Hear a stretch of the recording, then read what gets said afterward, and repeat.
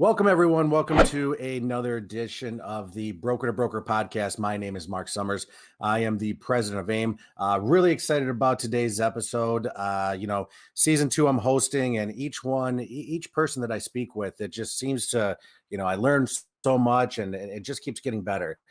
So today we're going to start talking about, obviously, as everyone knows who listens, I love to get people's background. But we're going to talk to this person about their background, customer retention, and recruiting, which are all kind of hot industry topics right now. So who else better to have with us today other than the broker owner of Equity Smart Home Loans, Pablo Martinez. Welcome, Pablo. Thank you so much. I'm excited to be part of the broadcast, and here I am. Perfect. So, one of my favorite things about these is talking about background. As I've said, and people are probably sick of me saying this, but it's the fact of, I don't remember any of my friends growing up saying they want to be mortgage brokers. You know what I mean? So tell me, how did you get down this path? How did you get into this industry? All right. So it actually was by accident. So I was studying at UC Santa Barbara, and I wanted to get into social work. So I was studying social studies. And when I graduated, I expected to have everyone have their doors open for me job-wise. So I went job hunting just to realize that even with a bachelor's degree, it was tough to get employment, right? So I ended up getting a job at Wells Fargo in banking. Right. Oh, wow. And Okay. it was just an assistant job, helping with pull credits and stuff like that. And eventually I realized that I liked engaging with the customers and helping them understand the credit process and so forth. And I realized quickly that the mortgage guys within Wells Fargo were making a lot of money. So I'm thinking, I can kill two birds with one stone. I can do social work and on a finance level, right? People need help socially with their finances. And then I can also make a career out of it, making good money. So I navigated my way towards the mortgage side of things. I eventually quit at Wells Fargo, ended up at Countrywide Home Loans. I did a stint there for about maybe 2 years. And then I ended up at General Motors, which was GMAC Mortgage. They were a pretty big lender. When I really got into mortgages, I actually was doing just purchase transactions. I was working strictly with realtors. They would refer me clients. I was able to help their first-time home buyers, and I got a lot of repeat business out of it. So it wasn't until a few years into the mortgage industry that I started doing refinances, just because the purchases kept me so busy. And so around 2001, 2002, I started losing some realtors to these guys called brokers. I never heard of a broker. I didn't know what a broker was. And I'm like, and at that point, I already had decided that mortgages was going to be my career. This is what I'm going to do for the rest of my life. And so, I would turn down clients, and then 30 days later, the realtor would be like, oh yeah, I got their loan closed and everything. And I'm like, what? How did you get their loan closed, right? So I started digging into this broker world, this wholesale world. And I realized, like, you know what, if I'm gonna be successful, if I need to compete, I need to be in the broker space. So one day I made the decision. I had an investor realtor partner that decided to bankroll me, and we got started. It was one of the scariest moments in my life, because I had to go from a corporate environment to self-employed. That meant that everything that I was going to do was going to be on my own wits, on my own skills, my own merit, my own talent. So I felt like I was ready, and I was always a top producer wherever I was at. So I was comfortable in the fact that if it wasn't going to work out, I could always jump back in with one of these banks, and they would take me with open arms, right? Who doesn't want a producer, right? Right. So fortunately for me, it worked out. I hired, within 3 or 4 months, I got the rhythm, I got the hang of things. But, back then it was really tough, because there was no support, there was no community, there was no organizations like AIME. It was just like you were completely on your own. And the lenders that came to your office to visit you to get transactions, they didn't care. All they wanted was a deal. They didn't provide any support. They didn't provide anything. They was just take from us, right? And it was fine, because I just thought that's how things were. And so I did that. I fast forward till about 2006, 2007. I grew my operation to about 120, 30 LOs. I had an escrow office. I had a real estate office. I did really well. So wait a minute, you said 120 LOs? Yeah, I had 120 LOs. I was doing Wow. really well. I was really young too. So, you know, I became rich really quick, but I lacked experience. And, you know, back then, I think, Mark, you worked during that era. You know, it was, you could charge and make pretty much almost whatever you wanted or whatever the consumer let you get away with, right? And, you know, Those were the old YSP days right there. yeah, so YSP days, and then I was actually working in Pasadena on Lake Avenue, where Countrywides was headquartered, and also IndyMac. So I remember we'd have the reps come in, and we're like, hey, we can't get this deal done because we had those 80/20 programs, Yep. and then the AE would get move away from your desk, and he'd jump on your computer and okay, you're gonna submit the loan like that, and boom, your loan was approved. The wild west, man. That back Yeah. in those back well, I started in 2001, and those I always call those right up until before the crash. That was the wild west days. I mean, you could walk in, you didn't have to be licensed, you really didn't know what the hell you were doing, and you could just start slinging loans right away. Yeah, I mean, it was kind of sad. I mean, we were hiring waiters and people that were, uh, weren't shouldn't even belonged in the industry at the time. It was crazy, and also the credit was crazy. I remember I had a customer come in and he's all, he came in, he's like, hey, are you sure I'm approved for this $500,000 loan? I'm like, yeah, why? We already approved you. He's all, well, I went to Verizon to get approved for a phone and they turned me down because of my credit. But I should have known that something was wrong with our industry when someone can get a $500,000 loan and not get a cell phone. It But was anyhow, it was pretty crazy back then. yeah. So I was inexperienced. I made a lot of terrible decisions in terms of just trying to resolve things with money, and not really, And again, I think it had to do with a lack of support, a lack of you know, community out there to help. Now I'm able to log into, like, for example, AIME's website. Brokers are better, and if I have a topic I want to look up, I look it up, and I'm able to see what other people are thinking or what other people are doing before I make a decision. Before I had to, like, phone a friend. Who do I phone? Right. No one's a mortgage broker that has 120 loan officers, right? And if there was no way to get in contact with them and ask them, hey, what do you do in this type of situation? So it was really tough. But I did it. I got that far. Obviously, the market crashed. I hung around, and it was painful. The next 2-3 years was really painful. I almost left the industry because it was so difficult to originate a loan. And when the business did start coming back, it was even difficult. No one wanted to, because the big blame was on brokers. Brokers caused all this, through the bad loans that were underwritten and done through us.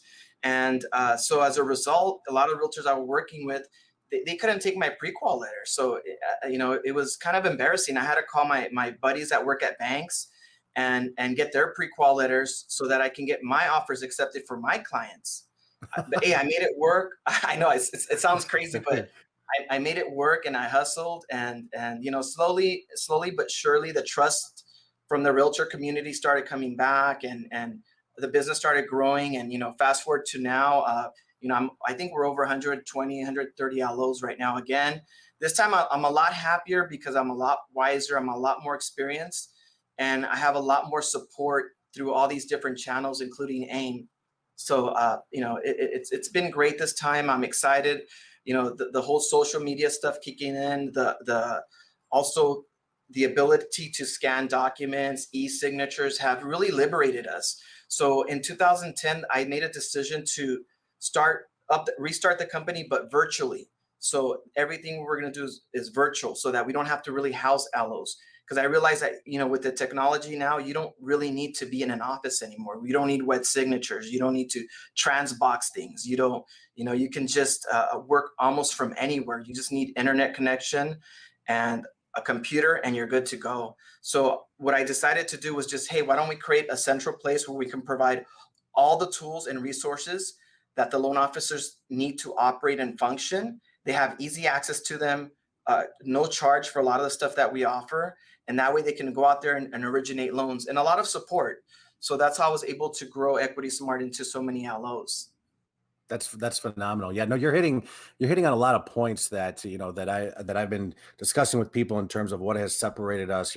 There's always been that division of broker and retail. You know what I mean? But now, why was retail always so much better? One of the big things you hit on was technology. Our technology I think separated us. But now with, the vending network that we have and what our lenders are providing to us, it's really catapulted us in my opinion. Oh, no, I totally agree. And after around 2012 to 2013, we started seeing some lenders come into play, and one of the ones that I started working with was UWM. Their technology was amazing.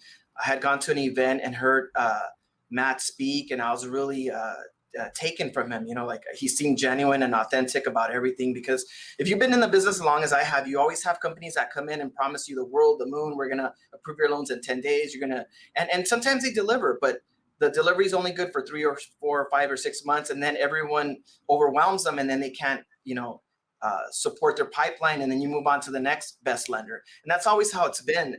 But we've had a good run with UWM. They've been consistent. Matt's been amazing. I'm a hardcore UWM fan. As a result, I believe in service. Service is more important than trying to earn an extra quarter rebate. So I have some allos that come in and they chase rates. They want to get better pricing, and I tell them, hey, you want to be able to close your loans. Who cares about the extra quarter rebate if it's going to take 60 days or whatever? And sometimes I let them go down that path so that they can realize for themselves the importance of, hey, you make a little less sometimes, but you get your deal done and you move on to the next deal, and, so it's been important for me now to have good partners. Good partners is what creates great experience for everybody, including the loan officers. And one of the things I pride myself in is a lot of loan officers that are coming into our company, they're either coming in from retail or another broker shop.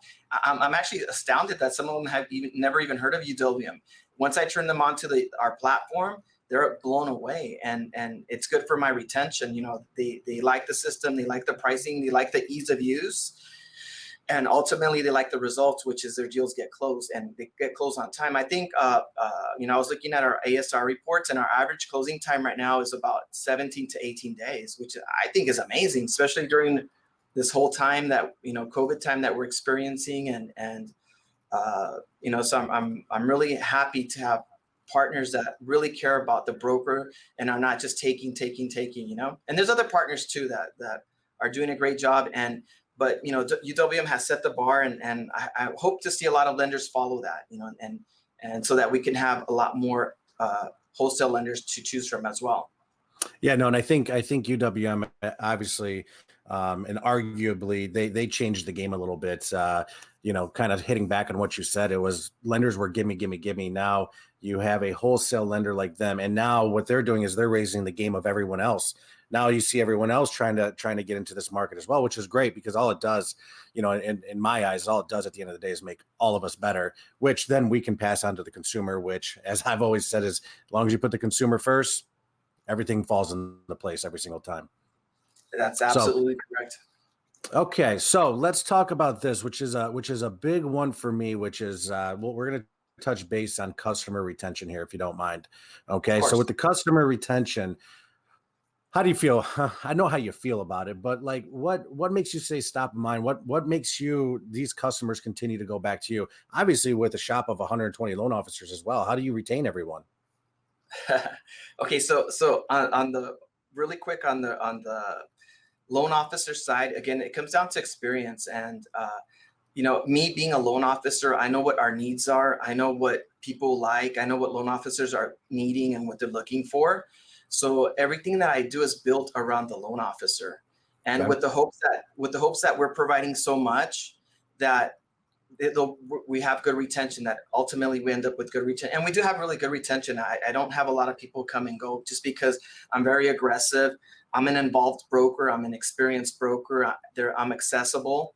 And again, I'm in the front lines, believe it or not. I'm still popping in my loan here and there. And the only reason why is because I have so many past clients that look for me, and I already have their information on my, saved, and it only takes me 10-15 minutes to put the deal together and get it into processing and move on. Right. So I really don't spend too much time originating, but I think it's great for me because it also keeps me in the front lines. It keeps me fresh. It keeps me seeing what the challenges are with the loan officer, so that we can quickly adjust if we have to, if things are not going a certain way. So I don't want to lose touch with what the loan officers are doing, and I think that's important. Now, For client retention, we really leave that up to the LOs now. Everyone that comes into our organization is the way I look at it. They're they have their own micro ecosystem, and their experience. A lot of people, we get experience, and they already know what they're doing. So ultimately, we just want to provide the tools and resources. So we get the LO, we get the customers anyways, and we try to provide them all the tools and resources. We try to get them on Brand 360 with UWM, and I'm a big advocate of utilizing as many free resources as possible, because before the crash, I was very top heavy. I mean, I had so much overhead that it was a matter of a few months before I got wiped out. So in rebuilding the company, one of the things I always take into account is low overhead, because as you know, Mark, in the mortgage game, it goes up, it goes down, it goes up and down. And the companies that that always have that in mind are the ones that are going to pull through when the rates do go up and the refinances die off. And I know that refinances are not going to continue like this, at least, I mean, maybe in the foreseeable future, but at some point, you better have a backup plan, and you better have low overhead so that you can sustain yourself till the next push. So we really leave that up to the loan officer in terms of client retention, but we try to give them the tools. We try to give them CRM options and things that they can use to have that customer retention. Yeah, because it's extremely important. Like I've been telling my loan officers in my company, it's all about building your book of business. It's not about how much money you can make, because that money will follow, I promise you. But your number one goal should be building that book of business, and then using that book of business to help you grow. Yeah, I mean, I always give the example, like you watch the NBA, and you watch you don't sit and watch the basketball players on the bench counting their money, right? They're not, oh, I'm gonna make $500,000 this month or whatever, right? They're just laser focused on the job that they have to do, and that is they have to make shots, they have to win games, right? And same thing with us. We have to focus on the consumer. We have to focus on the experience. As a matter of fact, for me, a piece of advice I have for everyone is treat every deal like if someone was going to pay you $1 million. If I told you, hey, Mark, if you close this loan in 20 days, I'm going to pay you $1 million. What would you do? You probably wouldn't. You'd probably stay up all 24 hours 7 until that deal got done, right? Absolutely. Because you're going to get $1 million. I know I would. And if you have that mentality, and I know you're not going to get $1 million for that deal, but check this out. If you operate that way, I promise you, within 2 or 3 years, you become a millionaire. By the time I was 27, 28, I was already a millionaire. And because it's how you perform, the experience you give your customers, that's going to make you rich. It's not how much you're making per deal. And if you really grasp that, you're on your way to making a lot of money, and you don't even have to worry about the money. You're just focused on what really matters, which is the customer experience. Everyone's going to be talking about you. Everyone's going to want to work with you. And that's where the money's going to come in, because you're going to have that consistent book of business. You're going to have that consistent flow of referrals because of your work ethic. And one other thing that's very important that I did very early on is I invested in myself heavily. You have big companies like Honda and, these big car manufacturing companies. They invest heavily in robotics and machines that can pump these cars out faster and faster, right? Well, in this industry, we are the machines. We are the ones that we need to invest in. So, anything that can uplift you, any sales books, any seminars, anything that can make you ultimately a better person. And this is also one of the great things I love about this business, is that you get to invest in yourself. Forget the money. You get to become a better person, because every time you become a better version of yourself, you're able to get more customers. You're able to perform better. You're able to give a better experience. But that has to be part of your plan. You have to invest in yourself. I read a book, I get one idea, and that idea is so powerful that it makes huge changes in my business. So I'm a big advocate, and especially if you're a loan officer just getting into the game, you got to invest in yourself, and ultimately your performance, the results that you provide is what's going to help you grow your business, because that's really what people care about. When a realtor gives you a deal, they are really handing you their paycheck. Oh, They're entrusting. that's a great way of looking at it right there. Right, right. They're entrusting you with their paycheck. And a lot of these realtors, they're not top producers, that they need that check to get them through the next month and get them through the next deal, right? And for me, that's the biggest honor someone can give me, like, hey, imagine Mark, you met me off the street and I said, hey, would you trust me with your paycheck? It's your livelihood, right? So who's this person I'm working with, so you got to think of it that way. And once you start looking at things in that light, you're gonna tell yourself, I really got to perform. I can't be jerking around. I got to deliver the goods. This guy probably has bills to pay, rent to pay, family to support. It's their livelihood. So these things have to be taken serious. It's not just like, okay, let me get into the loan game, let me make a lot of money, and let me see how much I can charge. For me, it's a whole different ball game.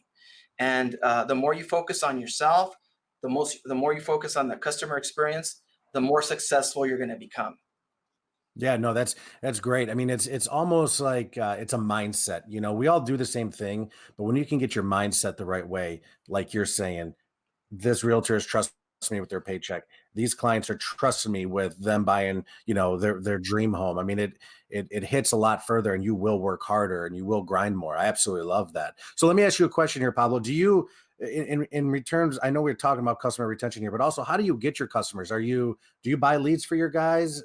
For your loan officers, or I've never bought leads even prior to the crash. I tried buying leads and I was always hopeful it would work out, but you had these companies like, I don't know what they're called, Lending Tree, or I mean, I don't know, and you pay like $100 and they sell them to 4 different brokers, and I mean, it was just a mess. And then you do get the buyer, and then you're still having to compete, and a lot of these deals are just junk deals. You got to get through like 5 or 10 week deals before you can get to a good one. So it was just too much for me. It was like, nah, not worth it. So I quickly realized that buying leads was not a way I wanted to go.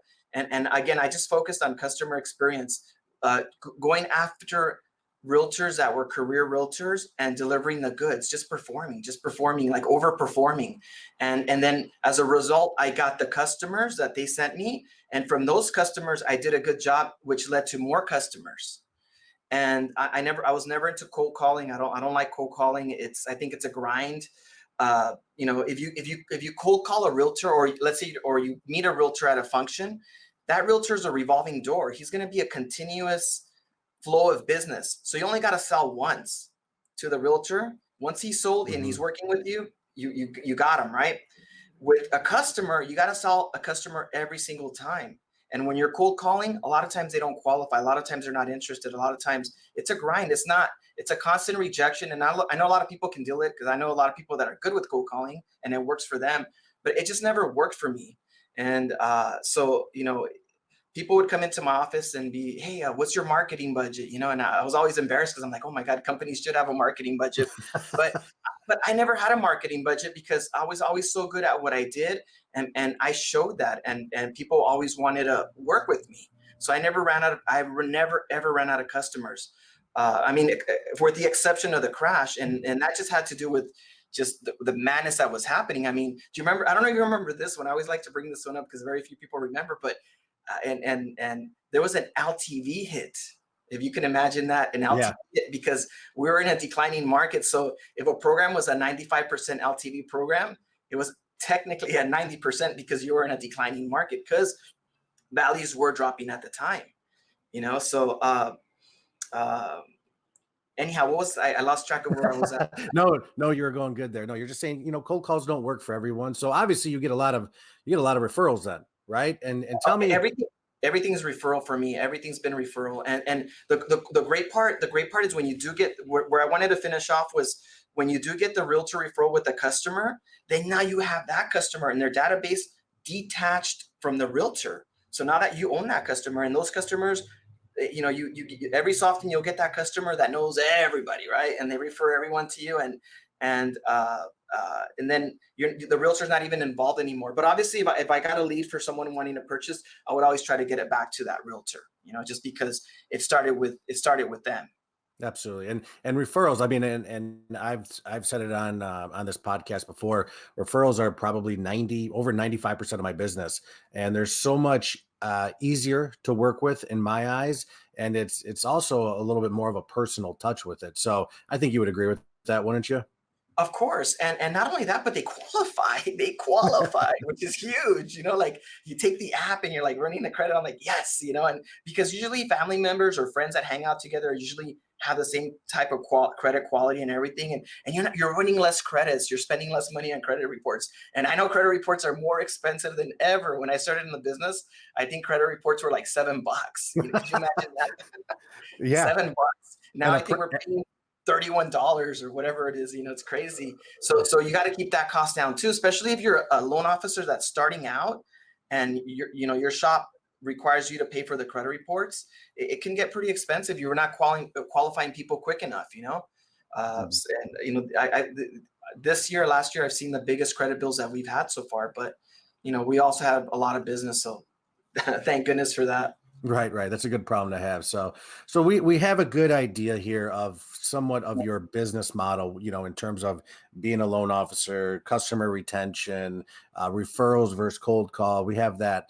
So one of the things that we've been really trying to push the message of this year is building your business now in terms of your staff, and obviously with 120 loan officers, I'm sure you have a bigger support staff too. So how do you grow a company like that? How do you recruit? What are your methods? I mean, this is one part I really want to dive into. All right. So are you talking about my actual staff or the LOs that are coming on board? Both, Or because both? this is why I want to bring this up, so everyone listening can knows where I'm coming from. Is some people don't want to hire loan officers, and that's fine. They want to write deals and they just want a bigger support staff. Some people want both. Some people don't want support staff and they want more loan officers. So why don't you touch base on both of those?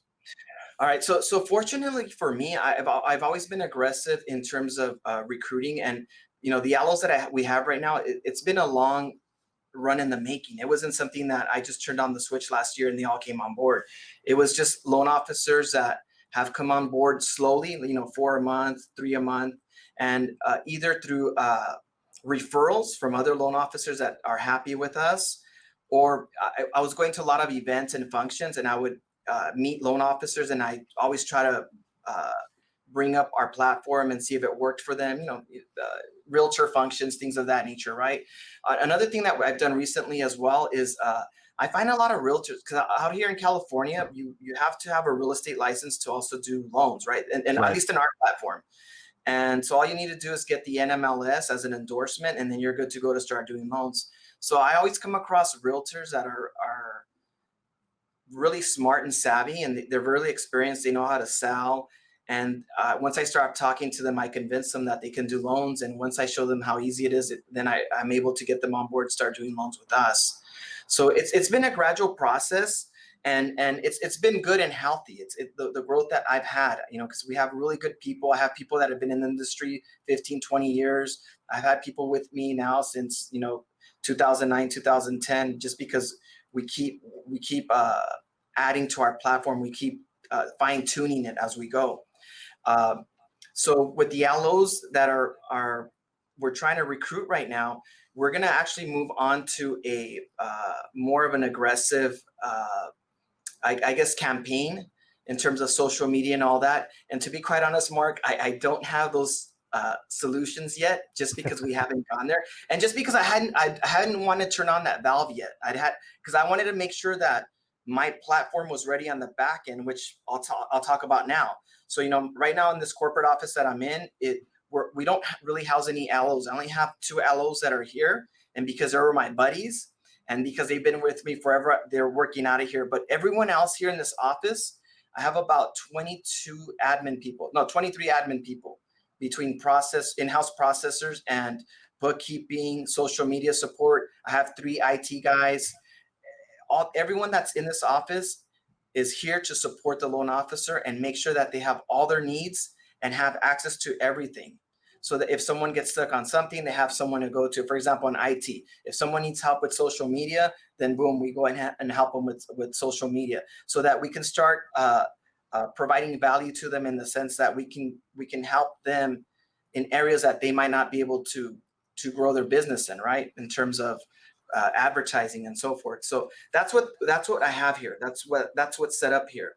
All the LOs are actually working. 95% of the LOs are working remotely from all kinds of different locations. And it's kind of been a challenge because, traditionally I've worked in offices where, you can build culture, you can build, you see the people day to day and you're able to talk and laugh and, be in the break room and get to know each other. So we created our own private Facebook group just so that we have the culture. We're constantly posting on there. We're giving advice. Sometimes I post the stuff that AIME posts, or I see stuff that's on Brokers Are Better, and I'll share it with my staff.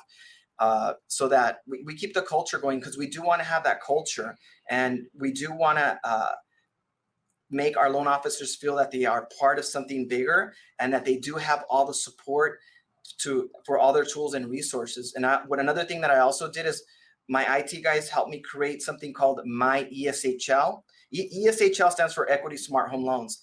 And it's basically a loan officer portal. And within that portal, they have access to our lender list. We made a really nice, robust lender list where it has a search feature. They can type in FHA. It'll pop up all the lenders that do FHA loans with compensation information, as well as AE information. Any type of forms that they need are in there as well. Any fee schedules that we have are in there. We also have what I've done too, which I think is really good, and maybe a lot of other broker shops can consider, is, for example, I have a really nice bundle package with First American Title, where the escrow and the escrow fee and the title fee are dirt cheap, so that we can really compete with retail banks on the refis. So all those things are in the portal. So anything that we think of value or is a tool or resource, the loan officer is going to find in that portal, so that they're not having to search. Because remember, they're out there working, they're out there in the field, and they need to have access. I'm not always available on the phone. My IT guy might be on the phone. So if we have a website a centralized website where they can go and access everything, then it allows them to function and have access to all the tools and resources they need. Whereas my staff here, their main job is to support all that. Now, the challenge for me has been to find people that have experience in the mortgage industry, like an HR person. I just hired one. I got close to what I thought would be good for our industry. Same thing with social media. I mean, there's no professional mortgage social media person. So I got someone that was good, and I'm gonna homegrown them, I should say, so that they can we can groom them how we want them to represent our organization or our company. So that's been a big challenge for me. But I think, just trying to hire the right people, and then showing in the business, being patient with them, allowing them to learn what actually is going on. Because a lot of them that are coming in, they don't even know they never even heard of what a broker is, right? And ultimately for me is the loan officer to have a great experience within our organization and to have access to all the tools and resources. And I think in the long run, that's going to really help me with retention. And then once I do move forward with a campaign and recruiting, and a lot of loan officers that I'm recruiting are actually working at net branch operations or retail banks. And then we're just having them shift over, showing them our platform and showing them why having all these options in terms of lenders, not just representing one lender, but representing a multitude of lenders, is a huge advantage for them. And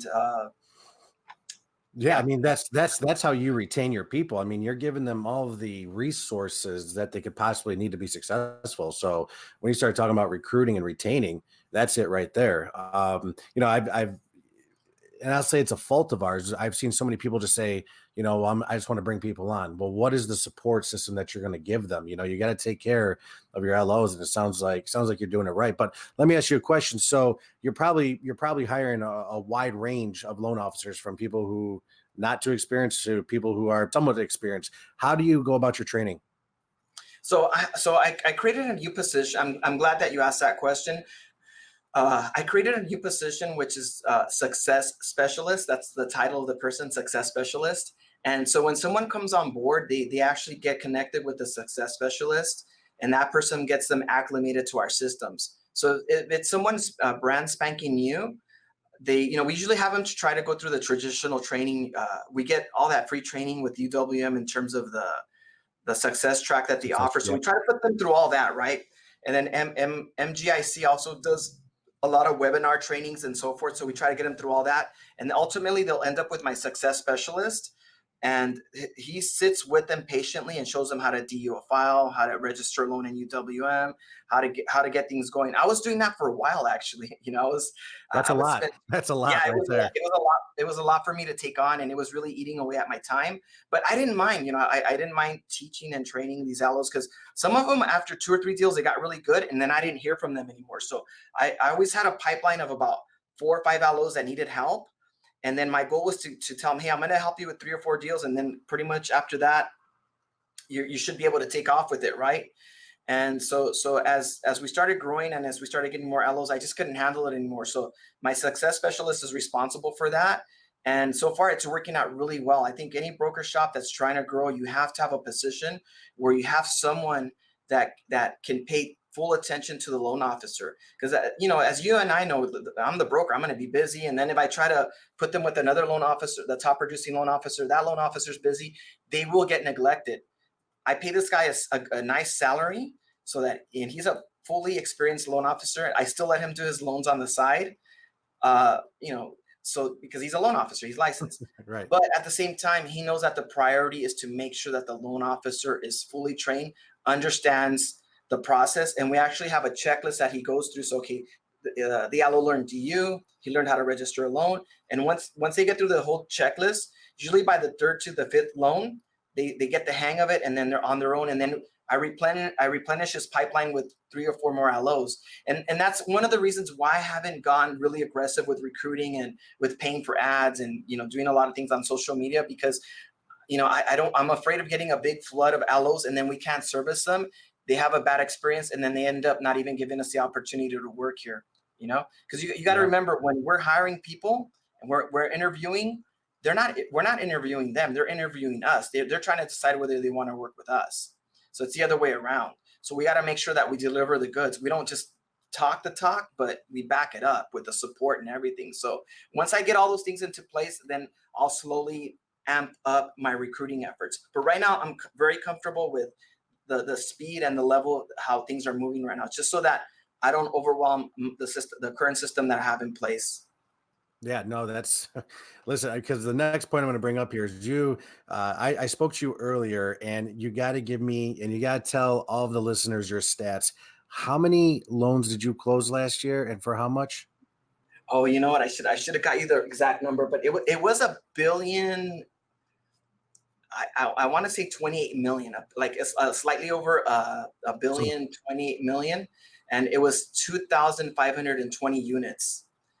With that being said, which is an accomplishment in itself, how in the heck do you keep track of all this?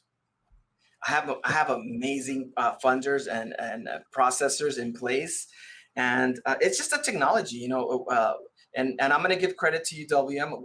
60 to 70% of that is UWM, and then on top of that, I have a lot of LOs that come on board that are experienced, because that's really who I was going after to begin with.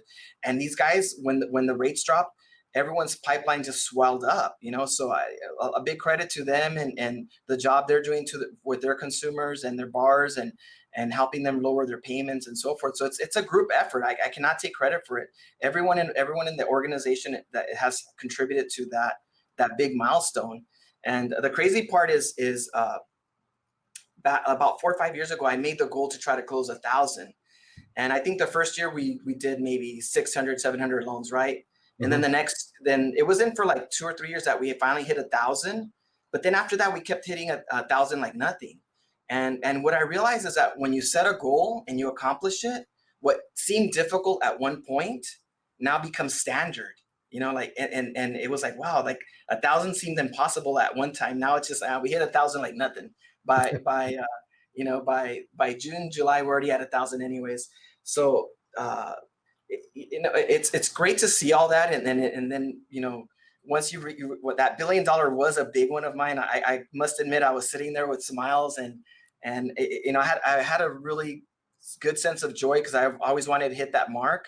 And even to the point where I said, man, if my career ended now, I would be so happy, because that's a huge milestone, right? But now I gotta step it up, and I don't know what the next one's gonna be. 2 billion. I just don't know, Yeah, no, But keep grinding. So no, I love that from the recruiting side of it. I mean, you're not doing anything extremely fancy, and no offense to that. You're looking for good people, and then you retain them with giving them the service and support that they need. You hire good people, you give them the support, everything. I don't want to say everything will take care of itself, but it's a good structure to have, and I think obviously it's really successful with you. So, Pablo, we're winding down here. Okay, okay. you've hit on a lot of great points. It's really really impactful for people not willing, or I shouldn't say not willing, but trying to maybe grow but just don't know how. It doesn't have to be this big problem, but if you had to give one piece of advice to, let's just say, the community, the AIME community, which I love and near and dear to my heart so much, what advice would you give to a broker that's looking to grow? A broker that's trying to grow their shop. Yeah.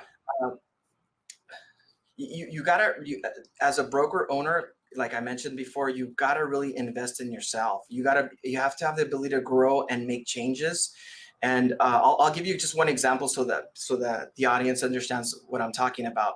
It took me a while to let go of things to allow other people to delegate things to. And the reason for that is because I always wanted to be in control of the experience, the customer experience. I wanted to make sure that there was no room for error. I didn't want to trust anybody. And I Right. think a lot of loan officers can relate to that. We have a tough time letting go of responsibilities within our own files, right?